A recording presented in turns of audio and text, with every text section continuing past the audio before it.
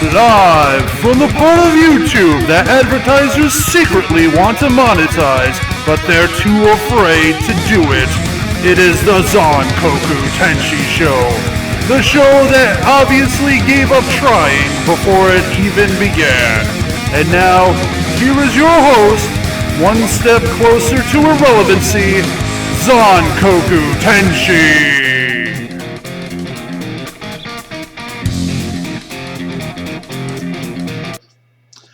Hello, everybody in the internet world, and by everybody I mean the one person viewing at this time. Hello, it is I, Zankoku Tenshi, and this is the Zankoku Tenshi Show, the show that happens every week because I have nothing better to do for about an hour and a half to 2 hours on a Friday afternoon. So let's get right into it. As always, I have my wonderful tablet that has the list of today's topics to be shared with today. And as always, if anyone has the guts or the cojones to actually comment in the chat, we might actually have an actual discussion.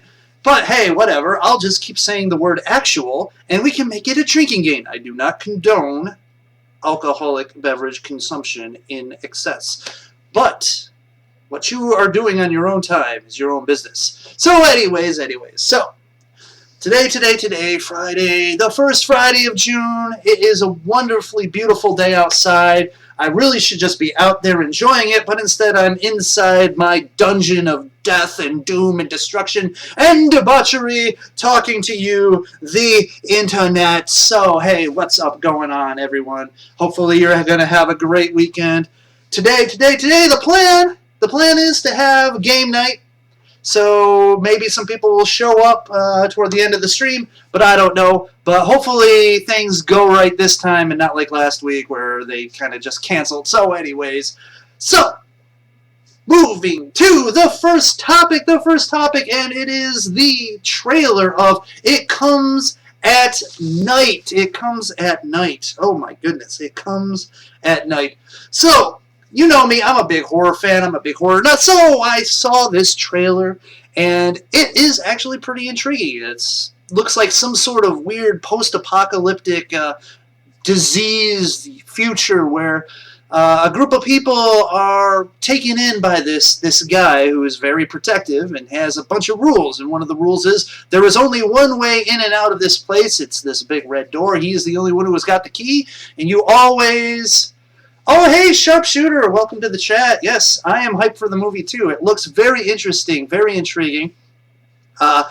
He's got some rules, and one of them is you just don't go out at night. And and this is how a trailer should be. It doesn't give you all the information you need. It remains a mystery. What's going on? You know, is it 10 Cloverfield Lane Part 2? I mean... So, anyways, I'm really, really psyched about this trailer, this movie coming out. If you haven't watched the trailer, go watch it on YouTube. Just put it in your little search bar. It Comes at Night. Brah! Because, I mean, not only is there, like, some sort of... it's, you know, surprisingly there wasn't some sort of just the supernatural entity, but you've got the whole thing about, you know, can you trust all the people there, or is, you know, the main guy kind of crazy? So I love that it has that sort of aspect there. And yes, I'm not surprised, but I am happy that they didn't spoil the monster in the trailer. So we don't even know what the monster is. At least I don't, because I just saw the trailer. I didn't even like go and look at any descriptions of the movie because I didn't want to know. I don't want to know if it's like a monster or several monsters or a race of monsters or is a bunch of Mormons that are going to knock on your door and say, hey, you know, check out this book. This book, man. Anyways, so I don't know. I just wanted to share that right up there quickly with all of you out there in the internet land because... You know, like I said, horror, and I'm going to be talking about this a little bit later on in the show, but horror movies, there was a time several years ago where it felt like horror was dying an agonizingly painful death. and the stuff that was coming out was just garbo crap. I mean, you had the sci-fi junkathon like Sharknado, where it wasn't really horror; it was just ridiculousness for the sake of ridiculousness. I mean, Birdemic, and it's just a bunch of shit. That's basically what it is. A bunch of shit that was raining down upon us. So I've been pleasantly surprised in the last couple of years that people are starting to really bring it when it comes to horror again. But we still need to get back to those good old 80s days, right? Actually, probably like late 70s, early 80s days. But we'll get into that later. I just wanted to talk about that trailer because I liked it a lot, and I hope that all you people will go out and see the movie, and hopefully it's a great movie, and then you watch it 25 times, and it becomes super huge success and rivals the Avengers and Star Wars. I just kidding. Never. No. I don't think there's going to be any horror movie, unless Deadpool stars in it. I don't know. So, the next thing we're going to talk about today is the ridiculousness of pussy slap. Pussy slap. You might not understand what do you mean by pussy slap, Mr. Zankoku. Well, apparently there's a trend going on in the interwebs of usually ladies slapping their friends on the pussy with their hands, just I guess I would say kind of like how like a group of guys would just all of a sudden like just randomly nut shot. So there's been this video going around called like the Pussy Slap compilation. The freaking Fine Brothers did like an Elders React video to this, which is kind of funny because all the elders, like myself, I guess I'm an elder. Both kind of, we all just kind of like what? Seriously, what? And then like it's I'm watching this video, and like some of them they're like women like in their underwear or models, and she'll just be nonchalantly like she got her camera out and she's looking at it, and then she'll be like pussy slap, and her friend would be like, oh, like okay, like seriously, I don't have a pussy. So by the way, this is the new drinking game. Every time I say pussy, you take a shot. I do not condone alcoholic consumption of beverages in excess. But we're all adults here, right? Hopefully. Anyways, so it's just crazy what viral thing. Like can you imagine that? Like if it was a guy tried to do the pussy slap, right? That first of all, that would just be sexual assault, right? That would not go over too cool. Like there's some guys like walking up to somebody, like, hey, what's up? Pussy slap. Next thing you know, you see his wait, hold on. You see his mugshot.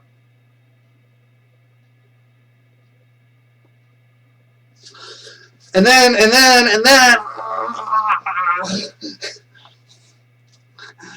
yes, it is lewd. But I think that's part of the viralness, is like having young ladies slap each other in the pussy. See, when you just come into the conversation and you hear that phrase, young ladies slapping each other in the pussy, you think of other things. So, yeah, I would think that, like, this whole viral thing is just female on female sexual assault, where you're basically getting a million views on YouTube, and of course that's advertiser friendly, right? Because young girls in their underwear slapping each other in the pussy is completely YouTube advertiser friendly. But God forbid any like regular YouTuber talk about something halfway controversial like war. No, I said the W word. Demonetized. Anyways, I just like the crazy things. Like literally, is it going to bring back the nut shot, or the nut shot? Is that going to be now going to be a new trend where guys will be hanging out and they'll just nut shot each other? Because honestly, that fad was not very fun for the recipients of the nut shot. Like, but once again I said, it's like, you know, I don't have a pussy, so I don't know how much pain there is. I mean, getting hit anywhere kind of hurts, but I mean, at least they're not ovary punching you, right? I'm sure that would be quite painful. Just, you know, like, oh no, hold on a second, don't start that, people, don't start that. I don't want to start a new trend. You know, all of a sudden, you know, so it's like ovary punch. Oh God. Oh. That would go bad. I mean, could you just, I don't know. I want to see like an officer's dash cam now, where the officer is like going up, is like, oh, I could write you a ticket, but you know, it's that pussy punch, or I'm sorry, pussy slap. Okay. I just had to talk about it because it's a crazy thing, insanity. What goes on virally in this universe land called the internet. But, you know, I know a lot of the popularity is lonely guys want to watch young girls. And I'm talking about, like, you know, they're like in their 20s. Some of those in the video kind of look like models. I mean, we're going to get like celebrities in on it, and they're going to get to the red carpet, and all of a sudden you're going to have Jennifer Lawrence. Lawrence. Man, I can't pronounce shit.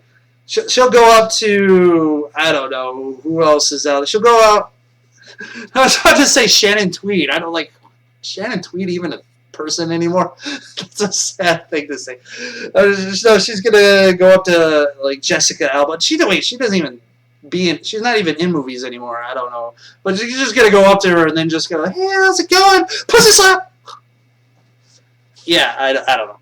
Crazy stuff. But I just sharing the love with all of you who don't know that is actually a thing. So now everyone's going on to YouTube and typing in pussy slap, and also going to YouPorn and typing in pussy slap, because yeah, that's I'm sure the pornographers are on it right now. I mean, apparently. What was it, like fidget spinner porn is a thing now that I've heard, that there's like one of the most not requested but search terms now is fidget spinner. So I'm like, I don't get it. I don't man, these things they just come up from nowhere and they're on you, and whew, craziness. But anyways, I am moving on. You remember that? What, you remember the fidget spinner? Saw that on your suggestion. Oh, okay, yeah. I mean, it's like people, like literally everything's a fetish now, isn't it, Sharpshooter? Everything's a fetish. I mean, here we go. Like, check this out. I ate some Reese's Pieces. My God, I was gonna call it peanuts for some reason, but no, it's Reese's Pieces. They have peanut butter in them. Fidgets, and so I have it right here. This is the empty package, and right now, someone somewhere, their fetish is gonna get triggered when I go like this.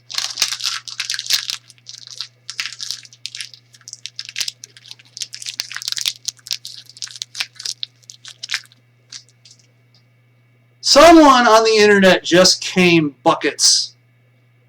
You're welcome. But that's how crazy we are in this world. Everything's a freaking fetish now. The fact that I crumpled up an empty plastic ASMR. No, that's a different kind of trigger. But yes, I know all about ASMR. You seriously, you go into the ASMR world and you're just like you're like going, okay, yes, when I go and get an eye exam or get a haircut, yeah, you get that weird kind of tingly feeling sometimes, and you're like really at peace. So it's great and nice and relaxing. But like when you get into the ASMR world, you start going down kind of like you start to see sort of a dark corner where all of a sudden you've got things like, hands-free orgasm ASMR, and you're like, and of course you have to click because you want to know exactly what they're talking about, because for science you got to click that link, because your natural curiosity about understanding the world and the universe requires you to check out the hands-free orgasm ASMR video on the YouTubes, and then you listen to it, and it's like they're like, it's the same kind of like hypnotic whatever, and then it takes a left turn into super porn, and you're like, what in the world? And how is this on YouTube? How is this monetizable? The girls saying these things. Oh my god. Holy crap. I don't know. Maybe I've just alerted YouTube to that whole... Maybe they didn't realize it existed, but they must totally turn off subtitles and closed captioning, because it's just... oh, no. I mean, it's definitely, like... I don't even know how you could even like get tingled or tranced in that, because the minute they start talking the lewd stuff, oh, holy crap! You can't. You just start laughing because this is this disbelief, and if you get to the point where you're actually believing this and you're not shocked, then you, sir, have had a bit too much internet today, and I suggest maybe going outside and looking at the sunshine and the sky and the birds, and calm down a little bit and reconnect with reality for a moment. But yeah, so oh man, did we get off track there with the whole ASMR thing? It's like, I see a sharpshooter. I hope those eyeballs are not because of something I said, but by the fact that you probably just went to one of those videos and you started listening to what they're saying, and then you're like,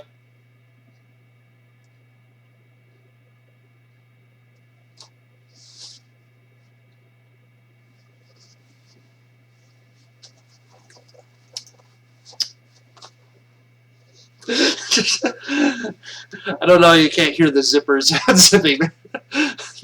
That's like, I don't know, sharpshooter, you may be a man, you may be a woman, you may be a hippopotamus, who knows? Anyways, so moving on, unless you still want to talk about weird pornographic fetish stuff, because, I guess I could just totally turn this into 21st century sex talk. Welcome to 21st Century Sex Talk. I am your host, Dr. Rich.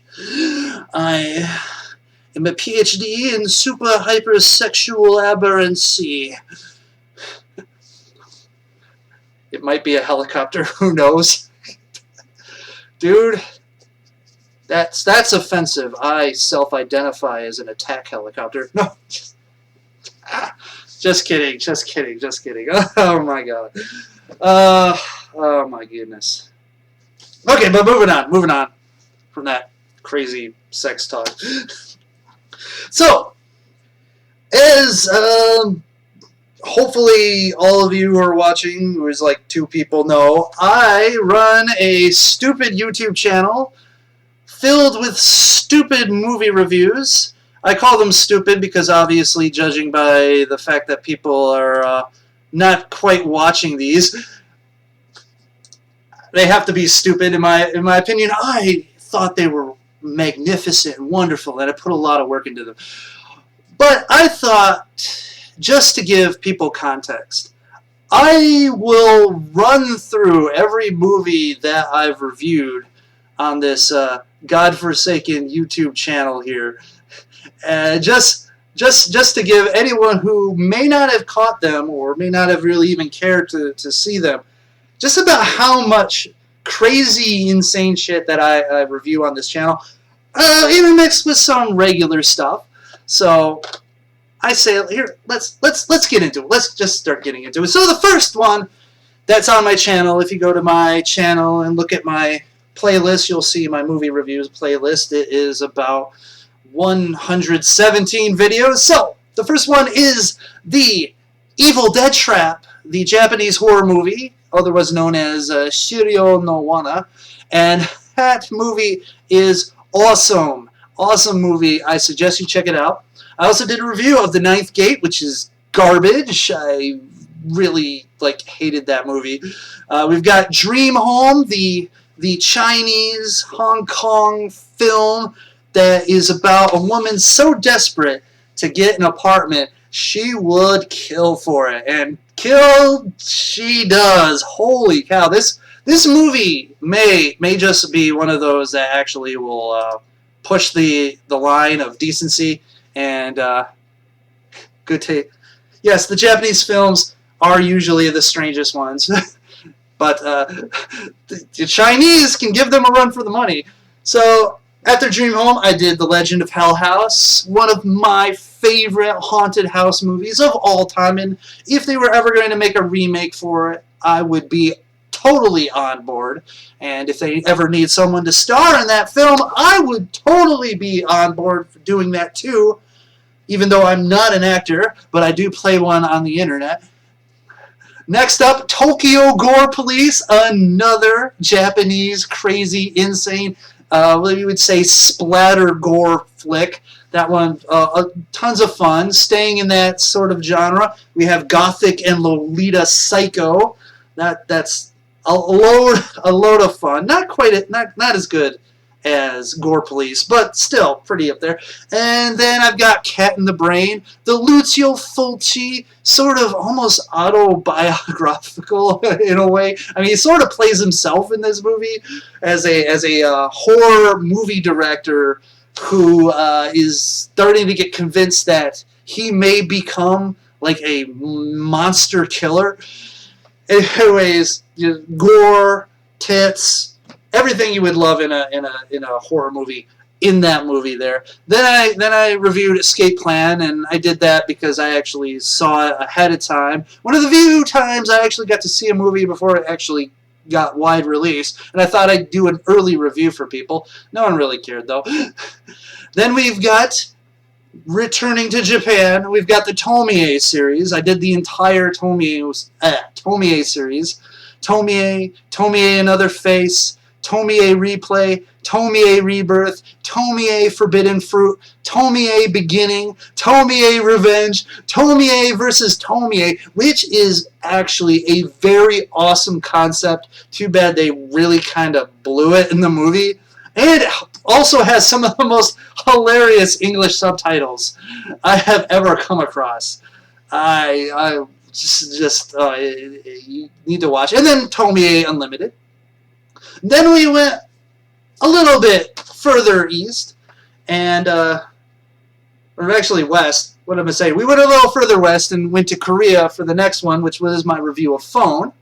Then we hit a Hammer classic, Twins of Evil. That just the dialogue in that movie is just so great. The guy who plays the main villain, just the way he presents himself and the way he talks, just magical. After that, I did a review of Anthology of Terror Prelude, which is an independent film. I met the guys who actually made that film. My copy is autographed. I also have an autographed poster right here. I don't know if I could show everyone on the stream who's probably still here. Who knows who's still here? Probably nobody. I don't know. But let me see if I can get the camera to get over there. So there you go. You see that Anthology of Terror poster there? So that one is autographed. It's kind of hard to see the autographs on it, but I got it autographed by them. Really cool guys.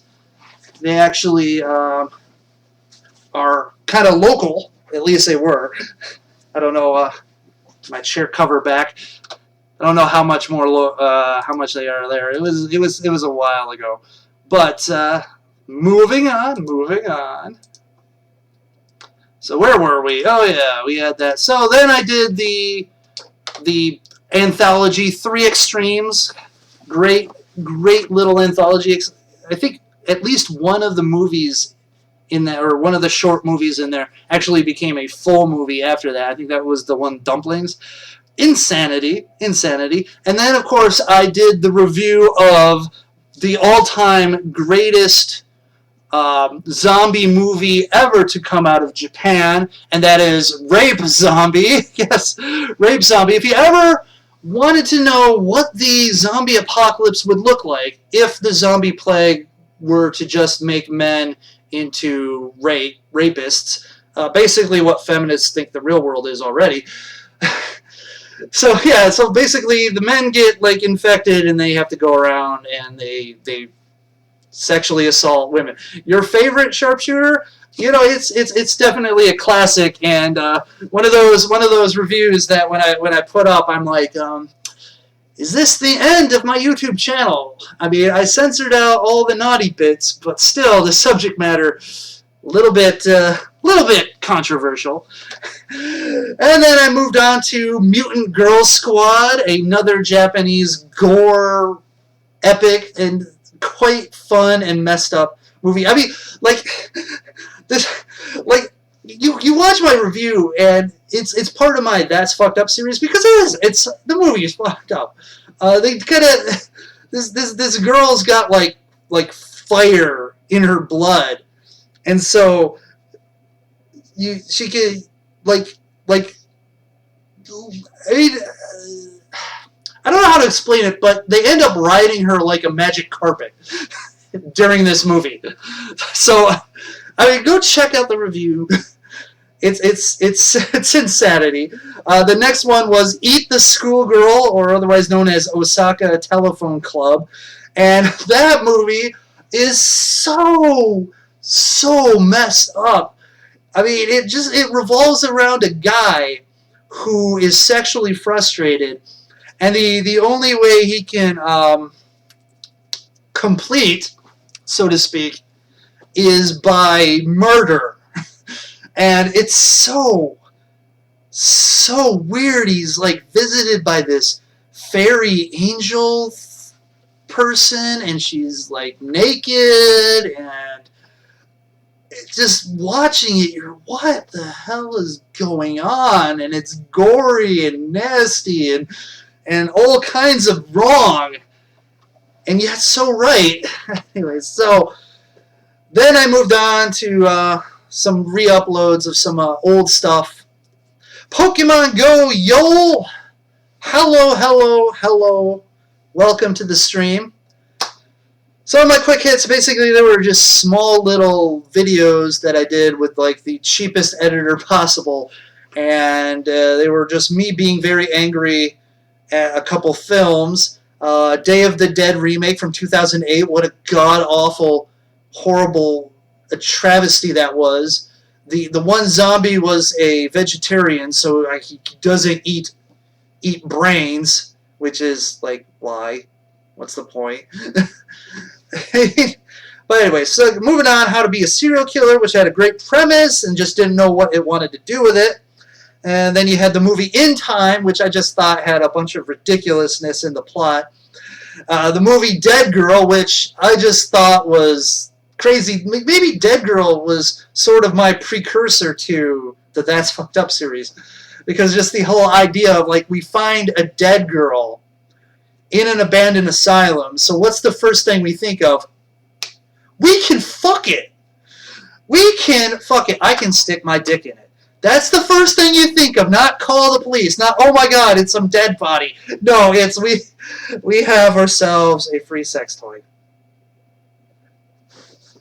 Anyways, I am fine, Pokemon Go. Yo, how are you today on this wonderfully fine June, I guess for you, evening? After that, I reviewed the worst movie of all time, The Falling. I was so angry about that movie, and honestly, it's probably one of my favorite reviews because I don't know. I just thought the way I put that out was just perfect. Like, I can't talk to you about the movie because you'll just murder yourself because it's that bad. Then I bitched and complained about the Video Dead, which was another disappointment. Really hot and bothered after a 2-hour walk. Well, it's a power walk, right? Oh, jog? Well, hey, 2 hours of jogging probably tire out most people. So good to see that you getting some exercise there, Pokemon Go, y'all. So moving on, then I did a review of Rule Number 1, another excellent, I say Chinese horror movie. Then I did a review of The Devil's Nightmare, Pieces. What a great slasher that is. That's like, oh, that one scene where that girl's talking about like getting stoned and having sex or whatever. It was just just masterful. Kill Baby Kill, classic. Kiss Me Kill Me, otherwise known as Baba Yaga, sort of like an erotic thriller there. Vampire Hunter D, the classic and awesome. Bangkok Haunted, a surprisingly interesting horror anthology from Thailand. Doll from Hell, which was another kind of came out of left field, fun Japanese horror movie. Doll from Hell. That movie was pretty neat. Then Longinus and The Messenger, I reviewed those. Those were the little short movies made by the guy who made Versus, a really awesome Japanese sort of action zombie flick. Then I did the review of the Korean movie Wishing Stairs, part of the whole was it Whispering Corridors, I think, series. Anyways, really fun. The Majorettes. I went on a little bit of a cheerleader kick. I did The Majorettes. I did Cheerleader Massacre, which is god-awful, by the way. And then Satan's Cheerleaders, which is just... sometimes the things they come up with in these movies are just crazy. Then I reviewed Premutos, Malabimba, which is an Italian erotic horror movie. They're sort of like there's like when they were talking about it, they kind of talked about like it was their kind of answer to The Exorcist. But I guess if it was Italian, then their answer to The Exorcist contains lots of sex and nudity and a girl blowing a dead guy, I think. But anyways, Centerfold Girls, interesting exploitative slasher film. Night of the Demons, one of my favorite, I guess you would say, guilty pleasures. The movie is not excellent, but the movie's awesome and fun, and so I really like that one. Demons by Dario Argento, awesome movie. The Devil's Honey, lesser-known Lucio Fulci movie. Suicide Circle, another crazy, batshit insane Japanese movie. One of the best movies that I've done a review for. Did you used to play Pokemon or watch it? Pokemon Go, y'all. I have never played a single Pokemon game ever in my life. I've thought about it, but never really did. I did watch some of the show when I worked early mornings. It was probably the only thing that was on. So when I was getting ready to go to work or go to classes in college, I think it was in college they had that. So anyways, I would, because it was like the only thing to watch. But I would never say I'm a Pokemon fan. I would not say that I am aware of it. I don't hate it. It's just not for me. But I mean, I can get it. Maybe I'm a little too old for the Pokemon things. But moving on, I did a review of Zombie Holocaust, House by the Cemetery, City of the Living Dead. By the way, Zombie Holocaust, also known as Dr. Butcher, MD, Medical Deviant. That movie has some great lines too. I'm determined to have your brain. What a great line. You will die only to live again in a younger body. It's like, you can tell me how it would feel to pass from life to death, and then from death back to life. It's just some great stuff. The Beyond, Lucio Fulci, probably my favorite Lucio Fulci film. Chopping Mall, some great 80s cheese. Crazy Lips, yet another insane Japanese movie that is inexplicable.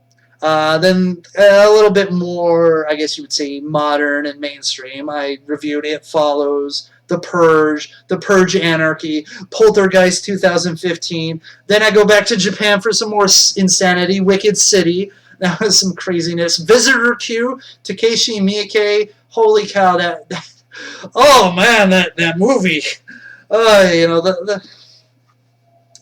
It's all about family. It's all about family. Then Die Delta Pi, which is an independent horror film. Creature, a classic monster sci-fi alien, I don't want to say knockoff, but kind of. Then we go back to China for some nuts. That's we've done The Seeding of a Ghost. That thing, crazy Chinese horror movie. Then Last House on Dead End Street, which is sort of like their take on a snuff film.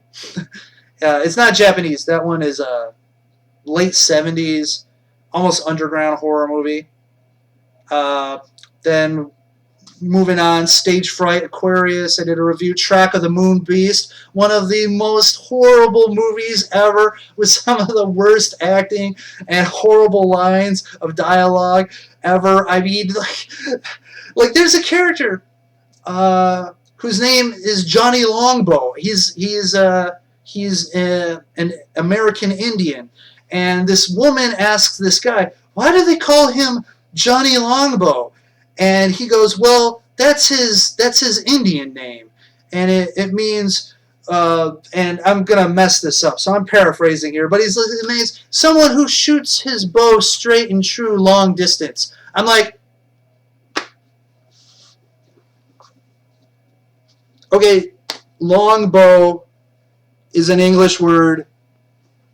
We should know that it means a bow to shoot long distance. So, just crazy shit like that. I mean, that's one of those movies that I suggest you watch just for... I mean, I think they did a Mystery Science Theater 3000 of that. So, anyways, moving on. Naked Poison, another crazy Chinese amped up sexual exploitation horror film. Superstition, House on the Edge of the Park, which is a great film. Bloody Birthday, which is a fun time. Bloody Birthday, a fun time. I did a review of that. Toolbox Murders, The Babadook, boring as hell. I'm sorry for everyone who loves The Babadook, or The Babadook, or what do you want. That movie was boring and not scary and kind of dumb. Speaking of dumb, Nazula the Rat Monster, a Japanese monster flick that was just done on like $20 budget. I don't know. Then I reviewed The Conjuring. Go back to some Japanese Pinku films. Star of David, Beautiful Girl Hunter. Then I went back to China and did The Rape After. And then I reviewed another piece of schlock called Die Hard Dracula. Then I reviewed Star Wars The Force Awakens, Ghostbusters 2016, Star Trek Beyond, Suicide Squad, War Dogs, Lights Out, great movie, Don't Breathe, also a great movie. And then I went back to the wonderful Italian Giallos, I don't know how to pronounce them, with Tenebrae, reviewed The Green Inferno, The Witch, Oasis of the Zombies, cheesy, fun. The original Friday the 13th, the remake of Friday the 13th, Lady Terminator. What a blatant cash-in rip-off attempt to do Terminator, but I love it because it's just insane and funny and great. Then you got Shudder, which is a cool. I think that one's. I forget which Asian country that's from, sorry. The Conjuring 2, Red Eye, that one's from Korea. Nightmare was another one, Asian horror movie. Witchcraft, 13, yes, they made 13 of them, and I reviewed the 13th, and honestly, they look like they made that movie on the budget that I have to work with here. As Above, So Below, surprisingly good movie. Red to Kill, classic Chinese exploitation violence movie. Daughter of Darkness, another one. The Bad Seed, a classic, great classic black and white horror movie about a sociopathic girl. Great. The movie Dolls, that's a good one. Gremlins, Down to Hell, the sort of prequel to, well, not really prequel. I mean, it was his sort of beginning of Versus. Ouija, Origin of Evil, which was a good movie. I was very surprised, which you don't often get. The sequel is way better than the original in movies, but this is a case where the sequel is definitely way better. The movie Zoo, which is a Japanese anthology full of really crazy stuff. Return of the Living Dead, one of the great zombie movies out there. Flavia the Heretic, a nunsploitation film that actually has very strong meaning for stuff that's going on today. But that would be kind of getting into politics, and I'm going to kind of try to stay away from that a little bit. But if you really want me to talk about the Flavia the Heretic and how it sort of works with today, go ahead and say something in the chat, and I will. But for now, I'll leave that aside.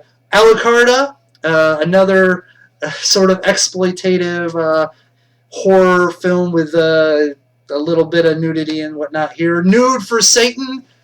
Do I even have to describe it? Anyways, my zombie review. Zombie, one of the greatest Lucio Fulci. Maybe that's Lucio Fulci's best movie. Yes, it is.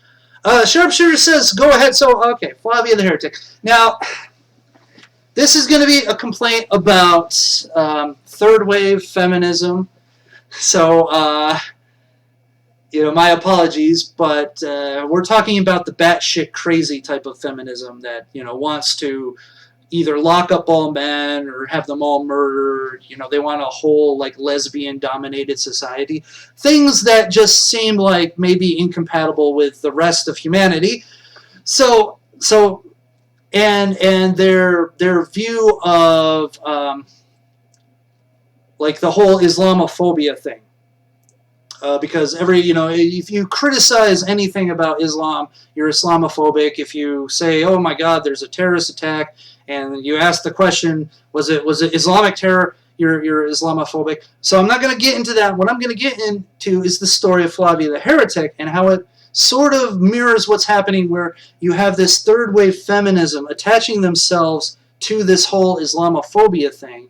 And you get all this stuff about how, wearing the headscarf is great, and we should all do it in solidarity. And Sharia law isn't that bad, and we should, try to help, get Sharia to be more normalized. Things like that. Because in the movie Flavia the Heretic, so we got a little bit weird there. Flavia the Heretic, she is a nun. And she is very dissatisfied with the male-dominated, sort of oppressive nature of where she lives, and she's living in Europe.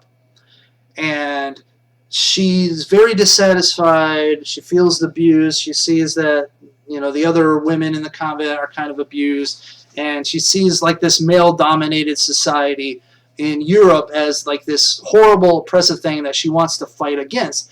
And just so happened Muslim raiders, because in the medieval times or early Europe, there was a lot of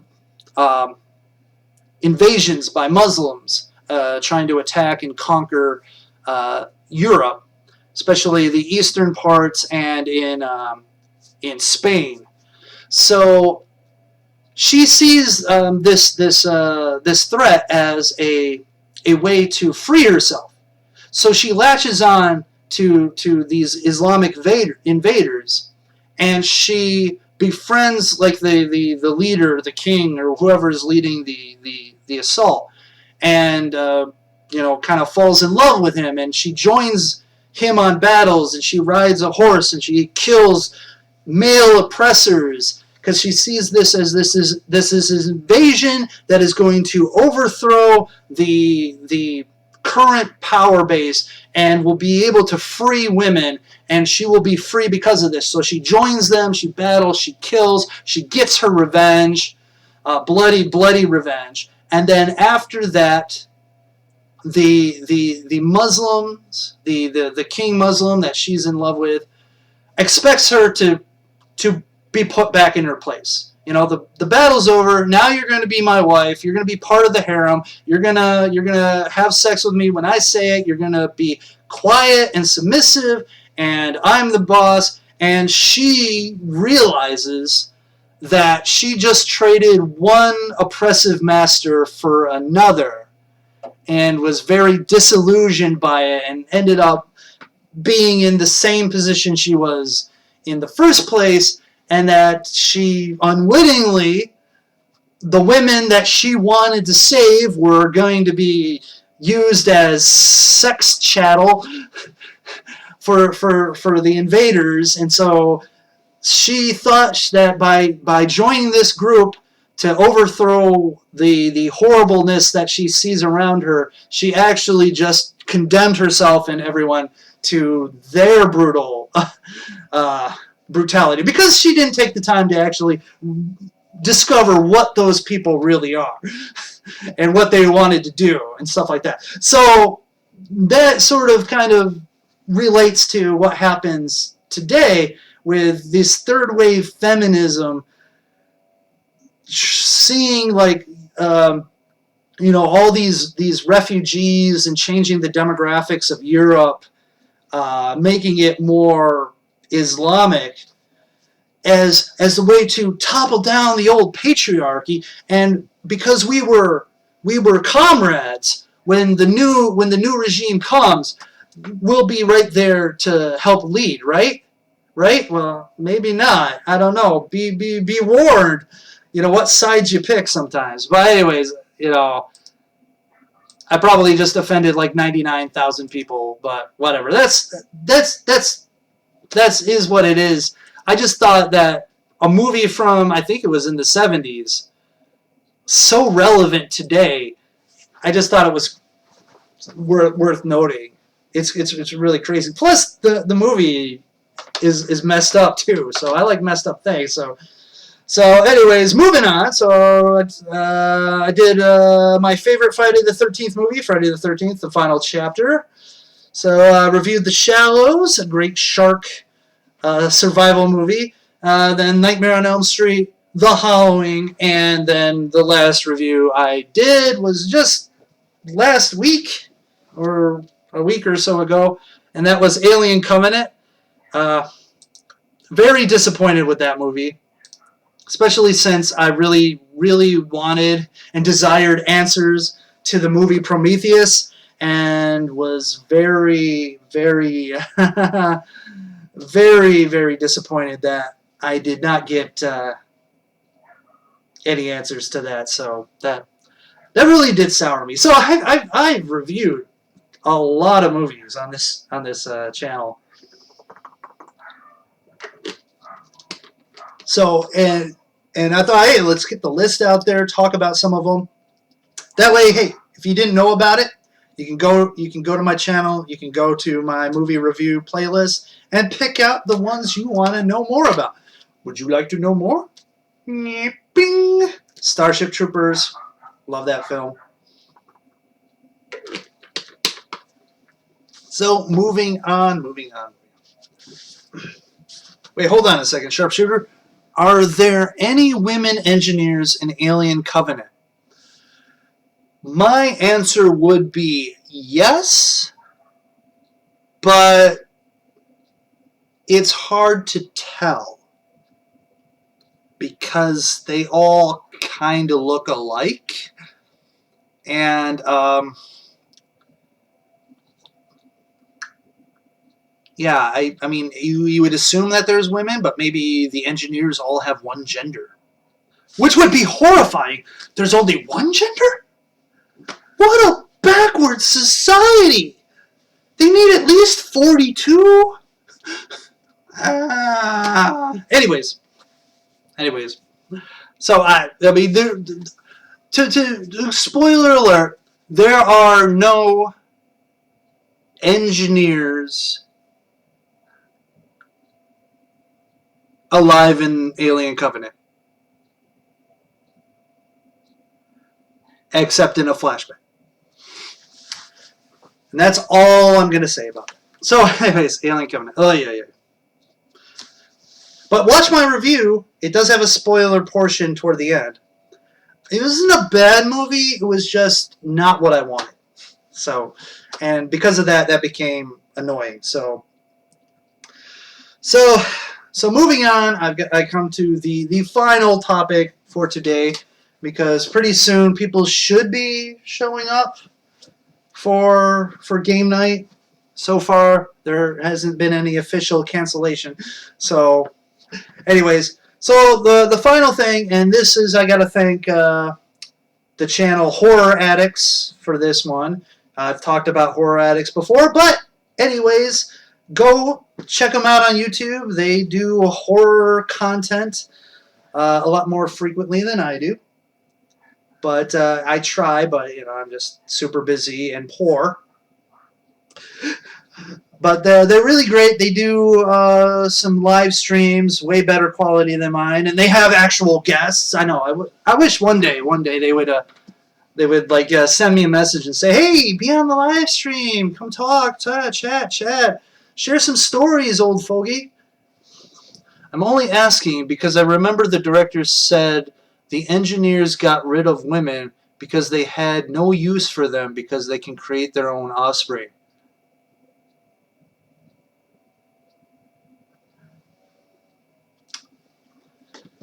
So I'll have to rewatch Alien Covenant, but if you watch like the prologue where they have, David dropping some things from a spaceship, you could try to see if you can notice any female-looking engineers, but no, you don't get any. I mean, another spoiler alert, you don't get any information on the engineers, honestly, in Alien Covenant. You really don't. You don't get to talk to them. You don't get to interact with them. You don't get to know what their point was. You don't. And it sucked. So, boo. I mean, just wanted to know if they were going to keep the continuity. I mean, it's directly, like, it shows what happens with Elizabeth Shaw and David. They go to what they call Paradise, the engineer's homeworld. They show what they did, or well, what happened. And this happens after that. So I guess they're keeping the continuity, but instead of getting like this sort of moment where they engineers talk to humanity and try to figure out what's going on, anything like that, any actual interaction with the engineers, no, it doesn't happen. So, but going back to what I was saying, so checking out Horror Addicts TV. Horror Addicts, they're great, they're fun. They had a discussion on their last live stream, and I was talking in the chat for a brief amount of time, but I really had to, I couldn't really stay long. But they were talking about the best decade of horror. And for me, my favorite decade is the 80s. The 80s just is filled with so much great stuff that is nostalgic, it's fun, it's cheesy. There's a lot of that straight-to-video market, just looking through, going to the video store and looking at all the covers, the VHS covers and stuff like that, and the posters and things just were so magical back in that day. It's my favorite. But to say like the best decade for horror, in my opinion, is the 1970s. I think the 1970s were where horror was at its peak, in my opinion, because not so much that horror was everywhere. Like today, I mean, I guess is a good decade for horror because you have access to almost everything. You can find almost everything if you know how to look. You can go online and you can just watch like tons and tons of movies from all these decades. But I think with the 70s, you have the drive-in and you have the grindhouses and you have the further pushing of the boundaries. See, like when you got into the 80s, somewhere in the midpoint of the 80s, the boundaries hit a wall with the MPAA, and that's when you started to see a lot of the butchering and of movies because of it. Hello, Skinny Gamer. What did you miss? Well, what did you miss? Indeed, what did you miss? Well, we talked about the It Comes at Night trailer, and we talked about Pussy Slap, which was a very fun topic to talk about. Yeah. And we also talked about different fetishes and things like that. So some crazy sexual fetishes. And then I went through and talked about my movie review list on my channel, just so that people could say, oh, you reviewed that movie? Well, I'm going to go check it out. So anyways, I went through that. So you didn't miss too much. You know, you only missed about an hour of stuff and some craziness and some jokes. But honestly, I mean, nothing like too substantial. And now we're talking about, yes, fidget spinners, porn on websites. That was also discussed as well. Yep. Anyways, but right now we're talking about the best decade in horror, and I was just like what I was saying about the 70s. It seemed like the amount of gore and violence and the sex and the nudity just started like really exploding, because you really didn't get that. I mean, you started gotten some of that in the 60s. In the 50s, you kind of got a little bit more blood, but nothing like in the 70s, like because of the whole counterculture and stuff, like all the taboos were like thrown out the window, and it was like one of the greatest decades for horror awareness too, because you had The Exorcist actually being nominated for an Oscar, which is crazy. Crazy to have like a horror movie in that conversation, and it just showed that horror was evolving into every aspect. Hellraiser was my first horror movie I watched. It's a pretty good one. It's pretty gory too. How'd you like Hellraiser, by the way? Did you really like it? Did it scare the hell out of you? Did you not want to play with weird puzzle boxes afterwards for fear of summoning the Cenobites and having them drag you to hell?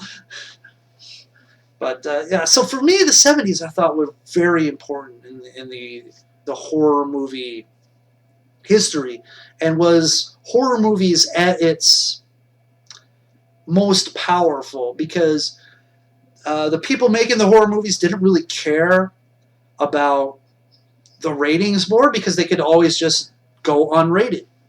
And at that time, even you even had mainstream Hollywood movies like Midnight Cowboy rated as X. I think Last Tango in Paris, was rated. So it wasn't like today with NC-17 basically murders your film and no one wants you to show it because of the way theaters were, and you had midnight showings and the drive-in. You had a platform for that extreme stuff.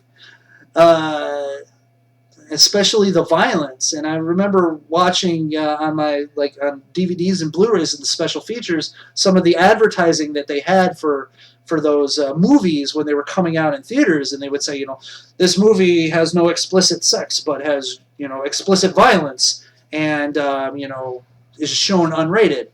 Nowadays, you can't really even get an unrated movie to be shown in wide distribution like you could back then. Skinny Gamer's saying, yeah, when I was a little kid, when I watched it with a few of my friends, I remember from the second one where the woman came out of the mattress without skin. Yeah, there was a lot of de-skinned people, and then also the de-skinning of people. I always like the third one where like the statue sucked the flesh off of that one person. That was great. But statue or whatever the thing, whatever. Sharpshooter, I personally believe the 70s was the best decade for horror films because the 70s had Texas Chainsaw Massacre, Halloween, Black Christmas, The Exorcist, Suspiria, Carrie, alien movies that pushed the genre even further. Yeah, I mean, you do have a lot of those trendsetters in the 70s that came out. For instance, Halloween wasn't the first slasher. Obviously, there was a lot of slashers already out there, but Halloween made the slasher genre widely acceptable and popular. Yeah, Pinhead is a cool bad guy, though I heard that the actor who plays him doesn't like the name Pinhead, which is... what do we call him? The Master Cenobite? Should call him Spike. Just call him Spike, right? I'm sure like the Gremlin doesn't care about that, right? But yeah, I mean, yes, yep, Sharpshooter. You're right.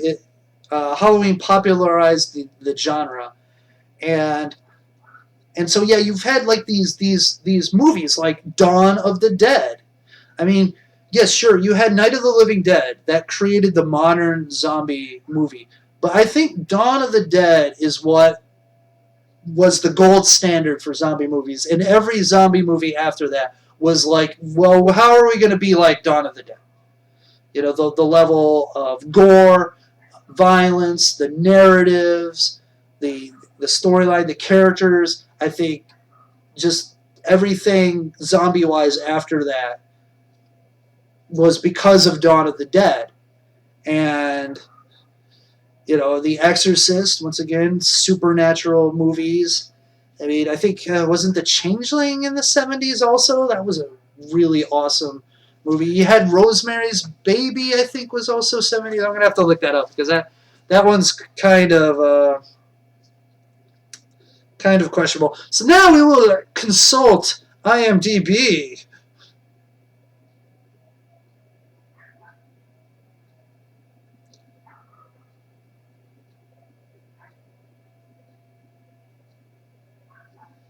That was 1968. Okay, so Rosemary's Baby was 1968. Let me see what The Changeling.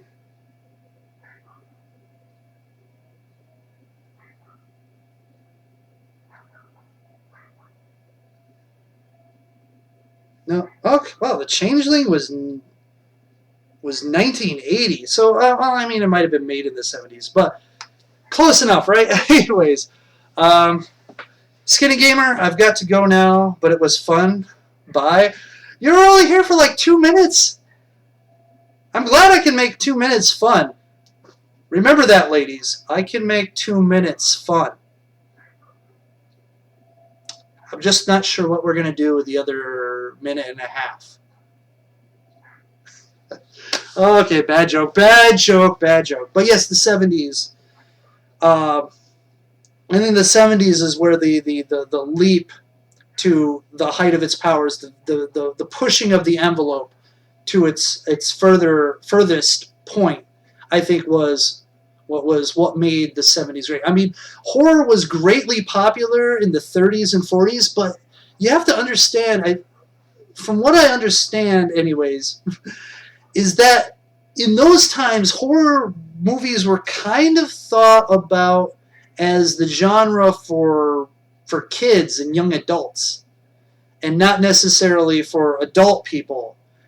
And so horror, while popular, was maybe not looked at as in high regard as it eventually became, like in the 70s and 80s, where horror just became massive and huge, and everyone knew that there was a big market for it. So I don't know. So I always thought like the 70s were probably the greatest, even though my favorite is the 80s. Though looking back, like all the decades are pretty good, except the 90s. The 90s had a period which was kind of like a wasteland. I remember the 90s, and it was watching horror movies and being very disappointed in almost everything that came out.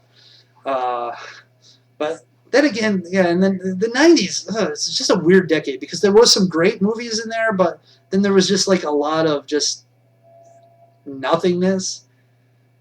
But anyways, I mean, looking back, like you've got like the old silent era where you had movies like Der Golem and the Cabinet of Dr. Caligari. Really cool, great movies. I know they talked about Haxan, which is just, I mean, it's kind of like a documentary in a way, but you know, moving on.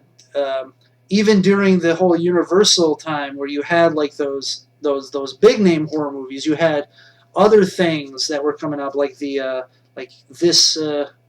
Old Dark House was one of the movies that I really liked in that, because its tone was definitely a lot more creepy and sinister than a lot of the than a lot of the other horror movies around that time. So I mean, I really liked that movie, The Old Dark House. That one really sticks with me. But yeah, so anyways, it's getting late. People should be showing up, but maybe they canceled and then they didn't bother to tell me. I don't know. But I basically ran out of my genre topics, unless you people in the chat want to continue on and have a conversation. You can go right ahead, ask me any questions. Otherwise, I think I'll just end it at that, because I mean, I'm pretty much done, and seeing as the people watching have been slowly decreasing. My God, I think I saw at one moment we had 7 people watching. It's like a new record. Oh my God! I bet you some people just accidentally hit the link or something or whatever. I don't know. They were like curious to see what craziness was happening. But anyways, so yeah. So if no one else has anything else to talk about, I think I'm gonna end it there. 70s awesome, but I do love the 80s, and yeah, I know. It's funny. I don't know. I just love having conversations with people in the chat. But the funny thing is, like, I see a bunch of people in the chat or watching in the viewership count, and then nobody says anything. And it's like you get to 7, and you're like, well, someone's gonna say something, right? And like, oh, they immediately goes back to 4 or something. So you're like, okay, well, I guess maybe they saw like the thumbnail. And they're like, ooh, look, half-naked chick, right? Click. Oh, it's just some guy talking about shit. I don't know. I mean, I would love to like have guests on and stuff like that, but none of my friends like to be on camera, and none of them are like like, for me, the stuff that I like, I really don't have any friends that are hardcore into that stuff like I am. I guess people just want to hear what you've got to say. I mean, I guess some people do like to hear what I want to say. I mean, at least two people, and not participate on the subject. Yeah, I mean, the thing is, like, I guess I'm a real. Yeah, I guess I'm. Even though I'm pretty introverted in real life, I do have a lot of opinions, and I do like to be part of conversations. And so I do like, the back and forth and having and talking to people, especially about stuff that I care enough to talk about. And unfortunately, like I said, I wish I had like a lot of friends here that liked horror like I do, and we could have a really good conversation about it, or liked anime like like I do, or video games. I mean, I've got a coworker who plays a lot of video games, and we have really good conversations. And I would always tell him, it's like, dude, we should just have like a show where we talk about some of the video game stuff.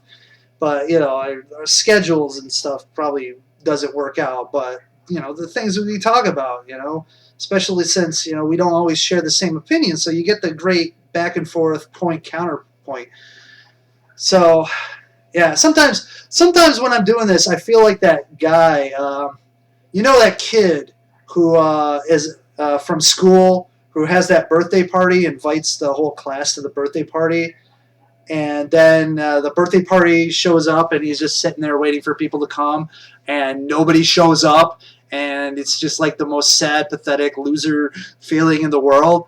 Well, that's somehow I feel like when I live stream. It's like I put out a tweet today on my Twitter where I go, "Hey, I'm live streaming right now. Come on, say hello, stop by." Of course, my Twitter, I don't have any followers, so I guess it's not really gonna matter. But like the whole point is like, hey, it's like I'm inviting all these people. I supposedly have 14,000 plus subscribers, but most of them are in Asia right now, and I think that means it is like about 6 in the morning, 6, 7 in the morning over there probably. So they're not really going to be,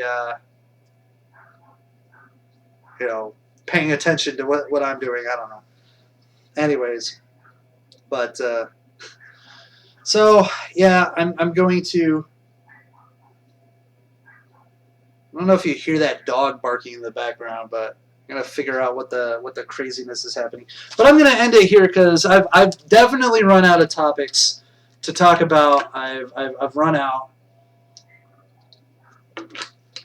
I planned for this to only be around an hour, so at an hour 15, mission accomplished. So, like I said, nobody else has anything they want to talk about. I'm just gonna be signing off. But thank you all who watched the stream live, and thank you for anyone who's going to be watching this afterwards on my YouTube channel.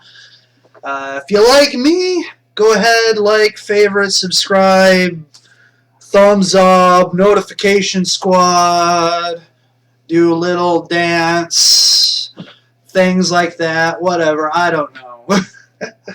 But I'm Zankoku Tenshi. You've been watching the Zankoku Tenshi Show. Have a good day, evening, night, year, month, decade, century existence. And I will see you later, Internet.